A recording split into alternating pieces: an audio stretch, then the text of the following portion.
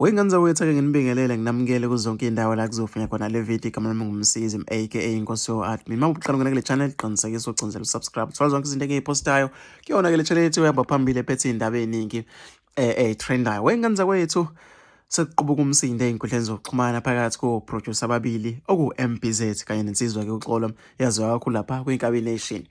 Hhayi-ke wey'ngane zakwethu uXola-ke ubhale ipost efundeka kanje wathi angiyena ku-producer ohambe ethathe ama-pictures nama-celebrate ukuze kubonakale ngathi-ke ngiyaspana. Mase ngiza ko-Facebook ngibhale ngathi-ke ngiyazi ikakhulukazi-ke nge-industry. It's always the one who thinks they know whoever know shit nibagade labo producer benu. Kusho-ke uXolo epost ey'nkundleni zokuxhumana.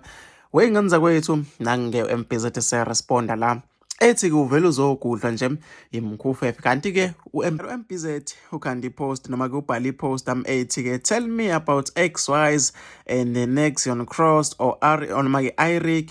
Hhayi le mkhufefe-ke ezibona iy'ngcono kwi-production kanti ifukulwa kama-record label nama-section noma-ke igama lesingisi okuyilona-ke ngane zakwethu engihluleka ukulifunda. Wathi-ke okuyiwona-ke abenzela ama-beats then claim the credit as if they the ish kanti-ke bayenzelelwa. Kubhale-ke u-MBZ lezi iy'nkulumo-ke zisusa umsindo ey'nkundleni zokuxhumana. Abantu abaningi sebeqalile bayakhuluma ngane zakwethu babeka imibono yabo ehlukahlukene. Abanye bathi uXola mkhulu kuno-MBZ. Kuningi bafethu kuningi. Ngicela sihlangana lapha kwi-comment section ngizwe uvo lwakho nombono wakho ukuthi wena lapha emakhaya ucabangani ngalolu daba.